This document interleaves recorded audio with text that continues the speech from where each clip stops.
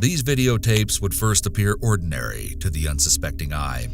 However, as you continue to watch, it becomes abundantly clear that something is wrong. So we're gonna fucking kill her and her friends, and we're gonna keep moving on.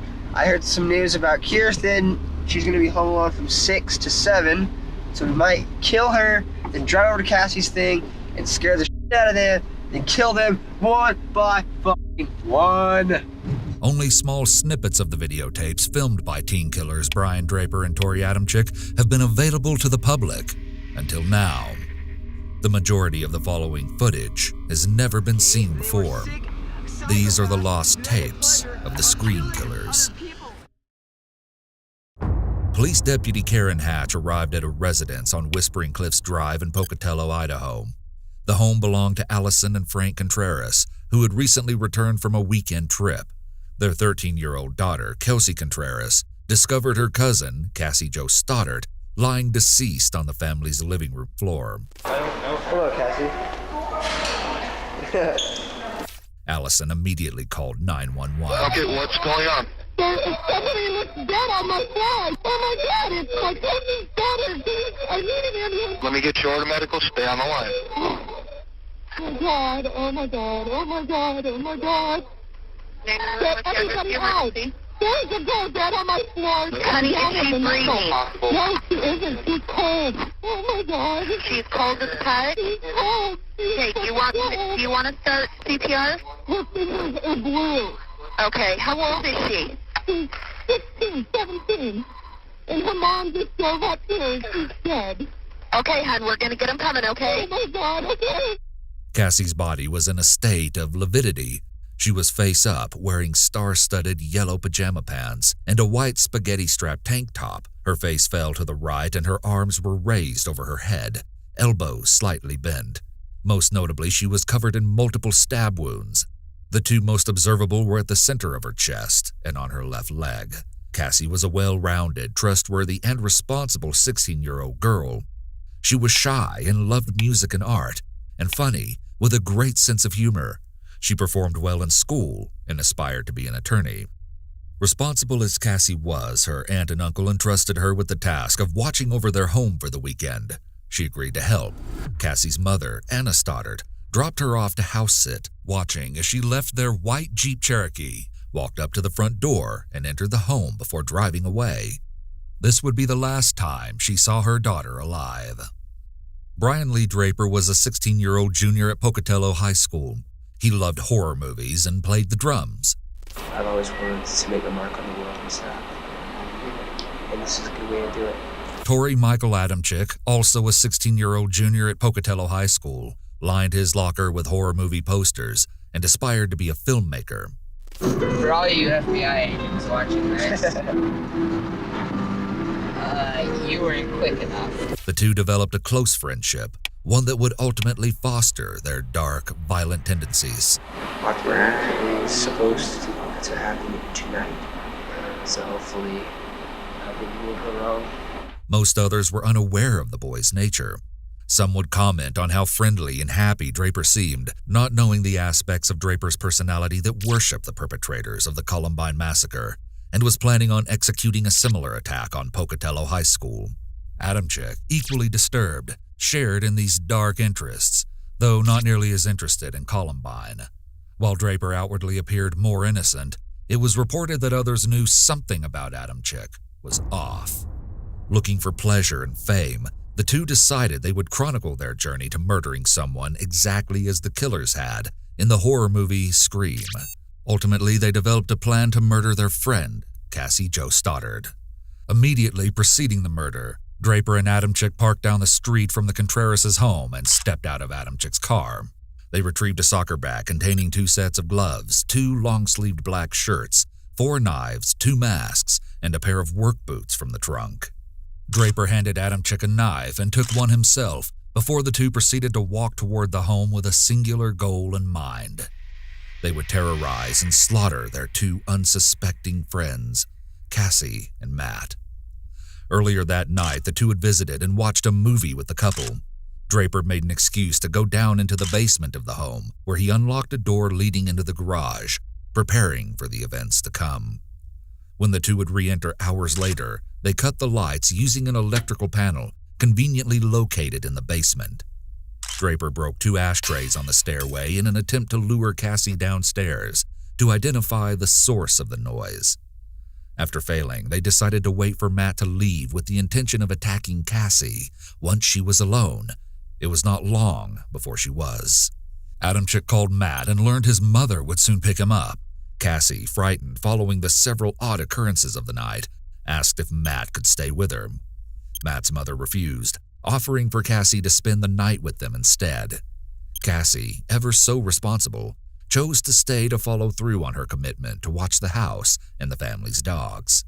Following Matt's departure, Draper and Adamczyk dressed in their long-sleeved black shirts and gloves and donning red and white horror movie masks, snuck upstairs, after which Draper closed the door, hoping again to prompt Cassie to check on the noise. Attempting to lure her to no avail, the two lost their patience and approached her in the living room. Whether Draper or Adamczyk struck Cassie first, they each plunged their knives repeatedly into her chest, neck, trunk, and limbs. In total, she suffered a reported 30 stab wounds. Cassie Jo Stoddard took her final breath that night, September 22, 2006. Later, Draper shared with investigators that her scream was unlike any he had heard in the horror movies he loved. He said it was real. Timestamps on the tapes run from March 2006 to September 22, 2006, the very night of the murder, revealing all of their planning leading up to that horrific night. Draper starts to narrate their immediate plan. The two are vlogging their trip to another friend's house so they can see if she's home alone, so they can kill her. We're going for a high death count. We're not going not to get caught, Ryan. If we're going for guns, we're just going to end it. The first segment of the vlog clearly indicates that Draper and Adamczyk desire a high death count. This is consistent with public knowledge listing that fame motivated Stoddard's murder. We're just going to grab the guns and get out of there and kill everybody and leave. We're going to make history. We're going to make history. Aside from ostensibly sadistic motives, fame as primary motive supports the idea that Draper and Adamczyk were highly narcissistic. For all you FBI agents watching this, you weren't quick enough. We were quick enough and you weren't smart enough. And we're going over to Nixon's house. We're going to go snoop around over there and try to see if she's home alone or not. And if she's home alone, splat! She did. Don't put your humor into this, Brian. I'm not putting humor into it. Adamczyk's reprimand of Draper's humor injection during the filming, plus Draper's quick deference, might reflect that Brian was overly submissive to Adamczyk. A subtle power dynamic characterizes Draper and Adamczyk's relationship, but it's unclear who holds more influence over the other. As we watch their plan unfold, consider which party played the most significant role in determining Cassie's fate. Yep. People will die. Memories will fade. Memories will fade. I wonder what movie you got that from, Brian. Myself. That was for myself. No wonder it was so lame. Okay, we're on our way, and I'll let you stay tuned. We're almost there. Dixon's house. It's clear out there in the pasture. We've already snooped around her house a couple times. She's not at home, so we're gonna go to the church over there, and we're gonna call a girl and a guy named Cassie and Matt. They're our friends, but we have to make sacrifices. So I feel tonight it is the night, and I feel really weird. It's having stomach and stuff, and I feel like I want to kill somebody. I know that's not normal, but what the hell? I feel we need to break away from normal life. How bright is this light? Because, let's put it this way. Parents, along with their parents, and so on, taught them God, Jesus, the whole bullshit line. I'm sure you guys believe in God as well. I realized when I was in 7th grade, you don't believe in Santa Claus or vampires or werewolves. They're used to metaphor not to let. They teach their kids back in the 1800s. I learned this in English class. About telling their kids that you can't go outside or a vampire will get you, just to make their kids stay and do what they want to do. God is basically the same way. Yep. Trying to get people to do good, or else, so-called, you go to hell.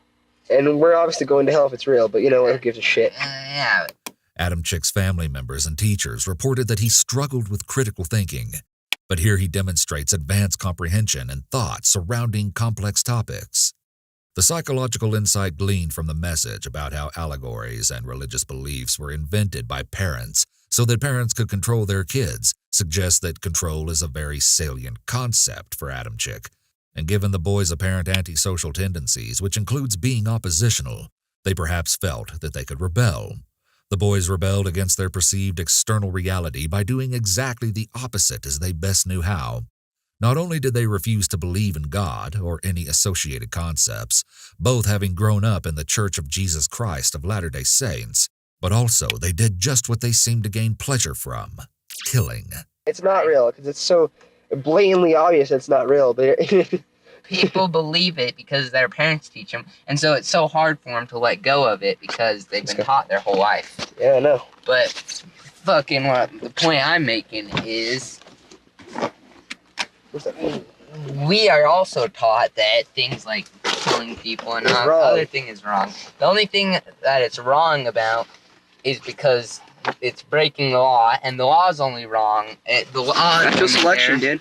Because Natural selection. That's all I gotta say. there should be no law against killing people. I know it's a wrong thing, but hell, you restrict somebody from it, they're gonna want it more. Exactly. Goodbye, camera. When Draper says that it's blatantly obvious that it's not real, he laughs. It's so blatantly obvious it's not real, but Given that the statement was not actually funny, he may giggle or laugh as a learned response to discomfort or cognitive dissonance. Laughter makes us comfortable when an individual detects inconsistencies in his internal world. For example, two logically incompatible thoughts like, "I'm doing the right thing," and "society or law says murder is wrong." One mechanism posited by some classical social psychologists is that dissonance reduction is motivational. According to Festinger's cognitive dissonance theory, cognitive dissonance is an unpleasant experience, and efforts to harmonize competing thoughts or thought behavior inconsistencies include conscious efforts to reconcile such dissonance. my friend's too pussy to go investigate. Turn here. Too smart. Why are you turning there, dude? It's fashionable. Okay. Now we're gonna go over to Cassie and Matt's house. If they're home alone, we're gonna If see. Cassie's house, Matt is there. That is there. Sorry. We're gonna knock on the door. We'll see who's there. We'll see if their parents are home or not. If they're home alone, we will leave our way, and then we will come back in about 10 minutes. We'll sneak in through the door because chances are they're probably in Cassie's room. So we'll sneak in the front door. We'll make a noise outside, and Matt will come out to investigate, kill him, and it will scare the shit out of Cassie. Okay? Well, Sounds like fun. we'll stay tuned. We found our victim, and sad as it may be, she's our friend. But you know what? We all have to make sacrifices. Our first victim is going to be Cassie Stoddard and her friends. Turn your brights off, Well, asshole. yeah, we'll find out if she has friends over. She's gonna be alone in a big, dark house out in the middle of nowhere. Their intention to terrify Cassie suggests this murder might have been more personal than their desire to become world-class killers. Draper seems to express particularly strong malice toward Cassie, who he later admitted to having an unrequited crush on. How perfect can you get? I mean, like, holy shit, dude. I'm horny just thinking about it. Hell yeah. So we're gonna fucking kill her and her friends, and we're gonna keep moving on. I heard some news about Kirsten. she's gonna be home alone from 6 to 7. So we might kill her, then drive over to Cassie's thing and scare the shit out of them, then kill them one by fucking one. Hell yeah. Why one by one? Why can't it be a 2 by 2 slaughterhouse? and 3 by 3. Because we gotta keep it classy. So yeah, Classy. it's gonna be extra fun. You're evil. Yes, I am. So are you. No, We're evil both is evil. an expression of God. That was another test you failed. Another display of Tori's apparent dominance over Brian. Tori tests Brian. Apparently, Tori wanted the boys to steer clear of any spiritual concept, even ones that connote evil, such as hell or Satan. Evil is not an expression of God. Yes, it is. It's bullshit, you know it. Evil of origin is a follower of fucking Satan. There is no Satan. Real? Then shut up. Then how are we supposed to express ourselves? Good and bad. We're bad? We're bad. That sounds so shitty. We're evil. That sounds even shittier. We're not, okay? They were sick psychopaths that get pleasure of killing other people. That sounds good, baby. We're gonna go down in Sounds history. We're gonna be just like Scream, except real life terms. good. That We're gonna be sounds murderers. good, baby. Like, let's see, Ted Bundy, like the Hillside Strangler, No. the Zodiac Killer. Those people are more amateurs compared to what we're gonna be. The fact that the boys mocked heinous killers like Ted Bundy, the Hillside Strangler, and the Zodiac Killer, yet viewed themselves as superior, speaks to the boys' extremely pronounced exhibitions of narcissistic features. We're gonna be more of higher sources of Gene. Gene. Well, except we're with that sick and that twisted. Oh, do you know what Gene's words were? What? Saw a girl walking down the street, right? Yeah. 2 questions came to his head. I could take her out, have a nice time with her, The killer. and show her a Get good her time, alive? charm the pants off her, or I wonder what her head would look like on a stick. Holy shit. That's creepy, Yes. huh? Holy shit. Among the 4 styles of humor, affiliative, self-defeating, self-enhancing, and aggressive, aggressive humor is most common in dark personalities. Draper and Adamczyk display aggressive humor here. Adamczyk references a quote spoken by Edmund Kemper. "When I see a pretty girl walking down the street, I think 2 things. One part of me wants to take her out, talk to her, be real nice and sweet and treat her right. The other part wonders what her head would look like on a stick." As a quote spoken by Ed Gein, Adamczyk misattributes this quote just as the main character in the film American Psycho does.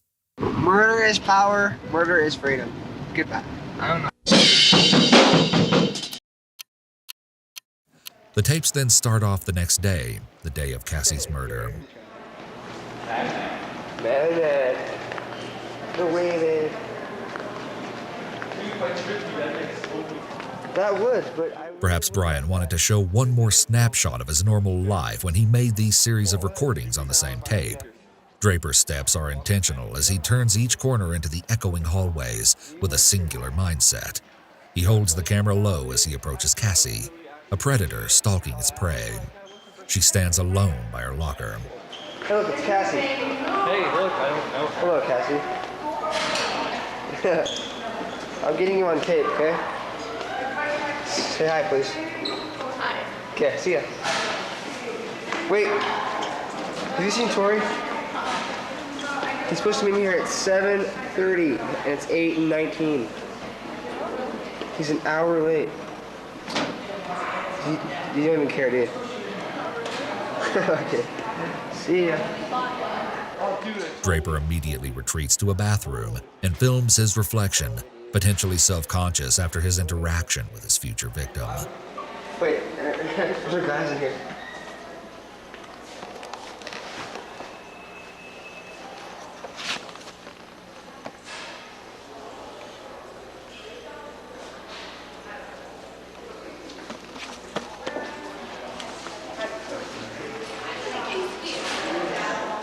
He seems lost in the ebb and flow of overlapping conversation that surrounds him, walking alone, unseen and unheard. The next clips again take place in Draper and Adamczyk's school. It appears that both are cutting class and using the library or study hall to finalize a written plan for the killing of Cassie, to take place later that very same day. Draper does most of the narration with Adamczyk interjecting. Adamczyk is writing in a notebook, apparently making out written scenarios of how they will commit the murder later that night. Sure.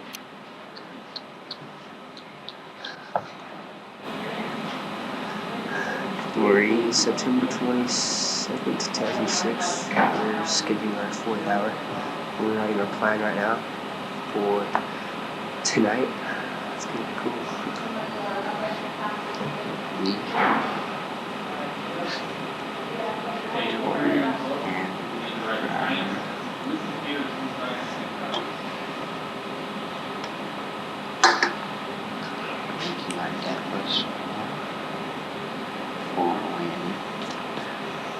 Actually, tonight. She's watching us. She's still watching us.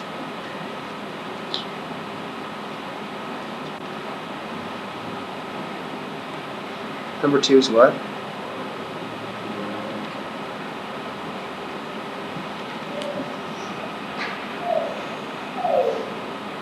A genuine smile reaches the eyes, and as Draper beams at the camera, we can see his smile is real.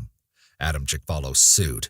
This is insidious insight into the minds of 2 teenage killers with intentions similar to Draper's idols, the Columbine perpetrators. We see behavior mirrored between the 2 pairs. In one picture, Harris and Klebold stand side by side, donning long trench coats, grinning from ear to ear as they load their guns. The FBI believed Harris was a boundlessly aggressive sociopath, and Klebold a vengeful depressive.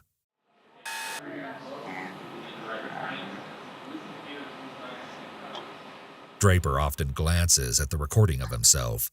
When Adamczyk glances at the recording of himself, it is often just after Draper did so. Given that the tale of Narcissus includes the idea that the hero in the tale is obsessed with his own reflection due to competing folklore accounts, it's fitting to point out that this behavior is also consistent with narcissistic personality features. Without context, Draper and Adamczyk seem like normal 16-year-old students. They skip class and pretend to do homework.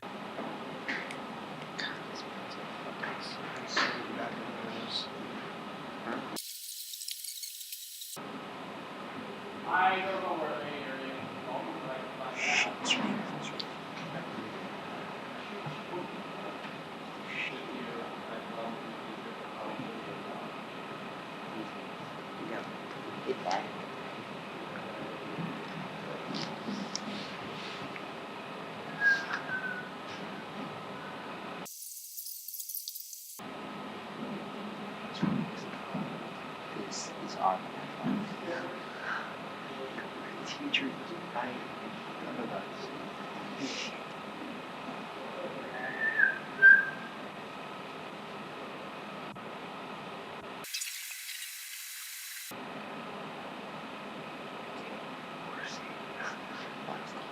Let's go.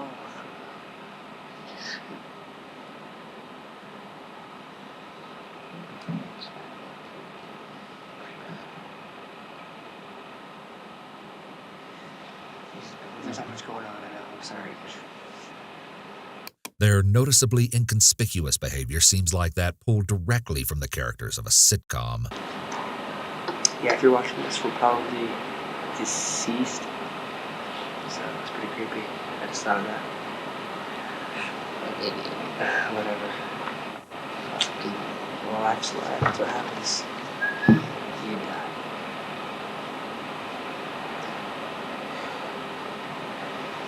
This documentary is about criminal. Rough, that time. I don't know. This tape has already been used about halfway through. No shit. Yeah. Where is supposed to happen tonight. So hopefully nothing will go wrong. Everything will go smoothly and we can get our first kill done, started, and we can keep going.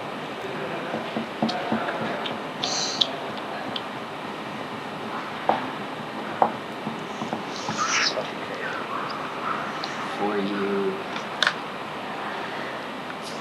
if you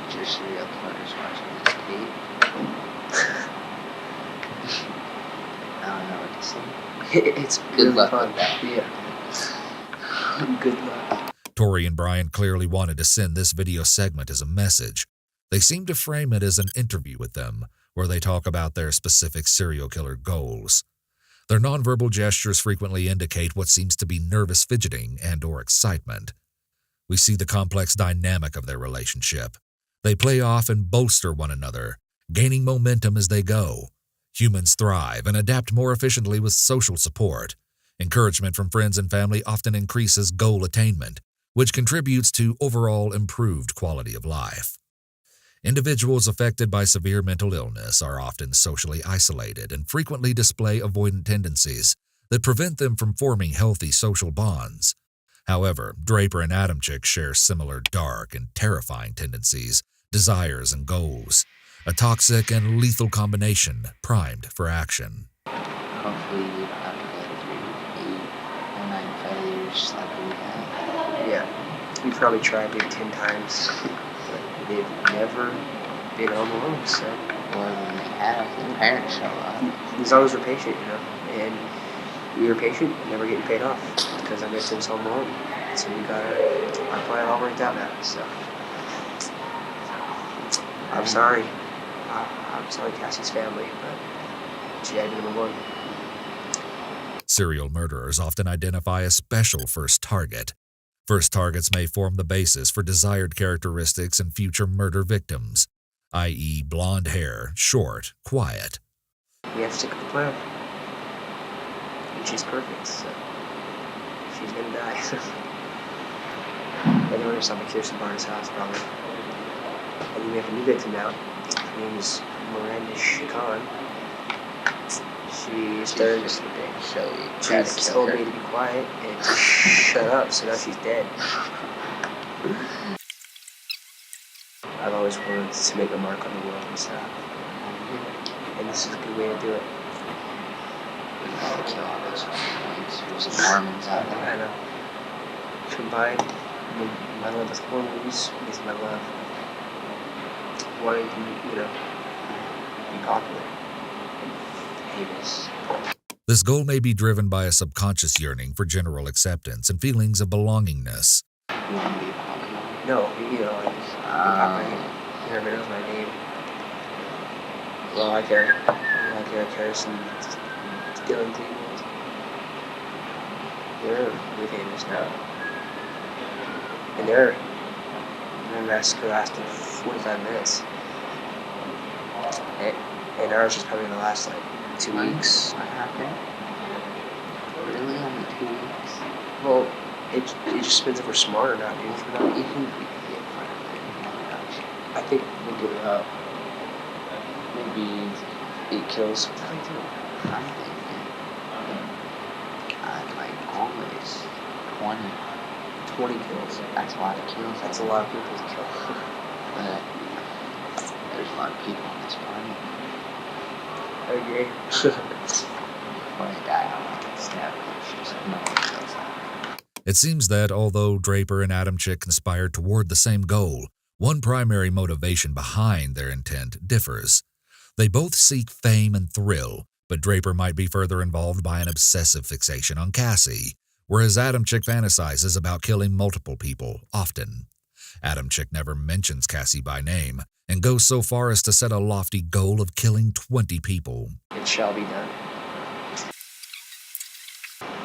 We'll see. Oh my abs are so sore. Well, I'm there, you know, at breaking the houses in you, so. I know. 3-piece.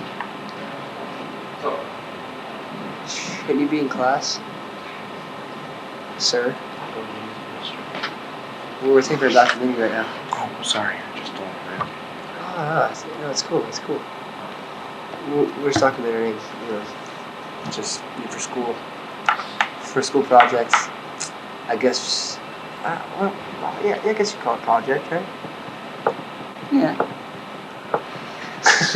But what the hell are you guys doing? It's quite nice. Yeah, I suppose. So How's it going? It's going pretty good. Ever since. Are you playing soccer? No, not this year. I decided to not play soccer this year. I have more important things to do. Much more. Well, I'm looking. So, I'm not playing soccer. This implies that Draper and Adamczyk had been planning Cassie's murder before the beginning of the school year. Adamczyk had called a friend on August 31st, 2006, to ask for help purchasing knives under the guise of wanting to start a collection. They would use them to kill Cassie less than a month later. And you're on JV, I think it. Really? You're on varsity?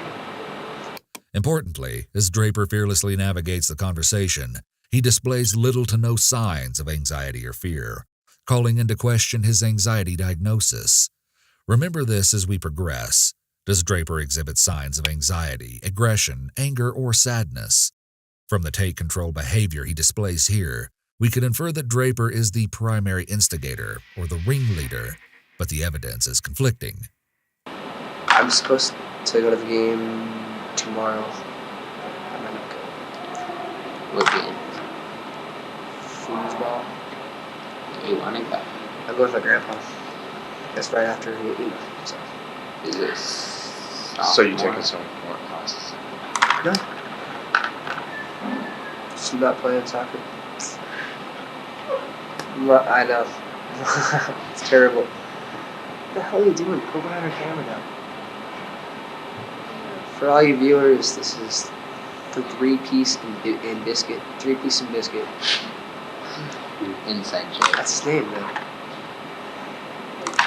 And he plays foosball. And he stopped to say hi. What the fuck? Okay. Yep.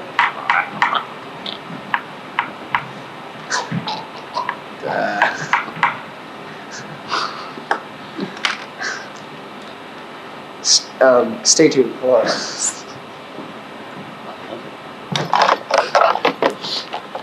Their well-meaning classmate feigns choking, a perverse and ironic foreshadowing of the death that would occur later that night. This classmate later testified as a civilian witness in Adamczyk's trial, State versus Adamczyk. Their lighthearted interaction suggests that Draper and possibly Adamczyk may have been more involved and accepted in their high school community than is typical of youth with violent and antisocial proclivities, as it seems Draper and Adamczyk display. Draper specifically seems to have been well ingrained. During his trial, character witnesses explained that he appeared to be a healthy, happy teenage boy, which suggests he has a keen ability to blend into normalcy. Okay. So we're sorry for the inconvenience. Okay, we're back. Sorry for that other thing, but that's kind of not planned, but, you know, shit happens. You sound pretty big. Sorry for that little thing. Okay. I'm surprised, Candy. That's my foodie, dude. Now you know what kind of person Brian is. Hey, come on. I like the way this scenario begins. And we kill her. Let's go ahead. End it. Okay. Scenario C. For those of you planning to make a movie about this, because this is me personally giving you my mind. Obituary. No. Your information. My What? giving you the right to copy me with a character that looks like me. Because I know in Hollywood they usually have people complain they can't have people looking like the real thing. His creeping drawl as he speaks of his future fame is chilling. He displays pronounced narcissistic behavior. I don't care. It's my body.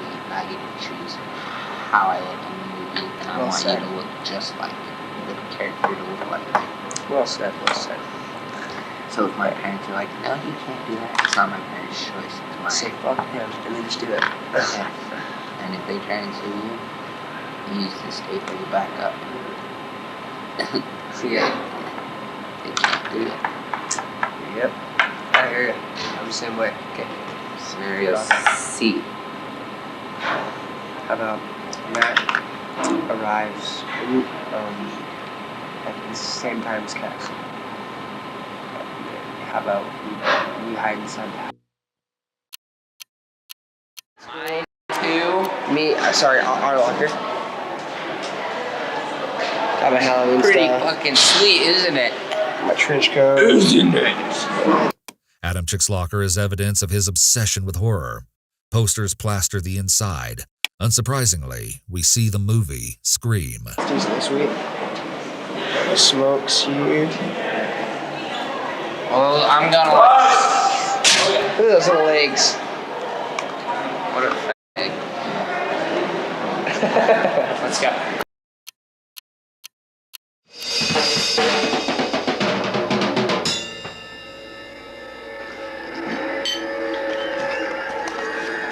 We see that his television is on, and a closer examination reveals that the movie that inspired Cassie's murder, Scream, is playing.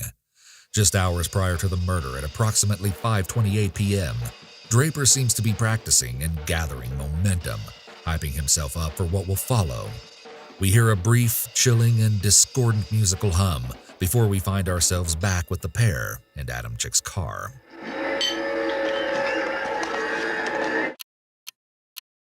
We're here in his car. The time is 9:50, September 22nd, 2006. Unfortunately, we have the grueling task of killing our two friends. And they are right in that house just down the street. We just talked to them. We were there for an hour. But We checked out the whole house. We know there's lots of doors. There's lots of places to hide. I locked the back doors, so it's all locked. Now we just gotta wait. And we're really nervous right now, but we're ready. we're listening to the greatest rock band We've ever, waited for this for a long time. Pink Floyd, before we commit the ultimate crime of murder. We waited for this for a long time. A long time. We'll stay tuned. Just killed Cassie. We just left her house. This is not a fucking joke. I'm shaking. I stabbed her in the throat and I saw her lifeless body just disappear. Dude, I just killed Cassie. Draper divulges that he stabbed Cassie in the throat, and shortly following, we hear a full variant of the phrase, "just killed Cassie," as "I just killed Cassie." In the interviews that followed, the two attempted to downplay their roles in the crime. Moreover, Draper claimed he only stabbed Cassie because Adamchik told him he had to. In stark contrast to his claim, Draper singularly stakes claim to Cassie's murder here, stating "I" instead of "we." Oh, fuck. That felt like it wasn't even real. I mean, it went by so fast. Shut the fuck up. We gotta get our act straight. It's okay. Okay, let's buy movie tickets now. Okay. Come on, we're gonna buy. No. Goodbye. As he straddles the line between shock and euphoria, consider one key observation. Draper's voice is crystal clear. Draper transitions through periods of low, moderate, and severe slurring and stuttering throughout these videos. Accounts of friends and family indicate that Draper had a noticeable stutter throughout childhood. He was targeted by his peers, a victim of bullying. The forensic psychologist responsible for his evaluation believed this contributed to the development of his violent tendencies. Medical research has yet to explain how stutters develop. Generally, their cause is believed to be a complex mix of biological, psychological, and environmental factors. Childhood trauma is often associated with stuttering and may lead to long-term deficits in speech. Brain structure and genetics, often determinants of mental illness, may also play a role. Individuals who suffer from serious mental illness are more likely to experience problems with cognitive processing that lead to speech impairment. Draper stuttering is a distinct, mysterious characteristic. In this intense moment of heightened arousal, he does not stutter once. I guess your eyes were up, chest moving. I thought it was like this. I thought it was joking, like, yeah, it's a joke. They're trying to, he's trying to splash it or it look fake at all. And he said, we have to kill her. I can't believe I did this. And he said, we have to kill her. And so he stabbed me out of the way, and then he just kept. I heard it go in. I heard the chest, like, pound on the chest. It was supposed to happen. It was supposed to be a joke.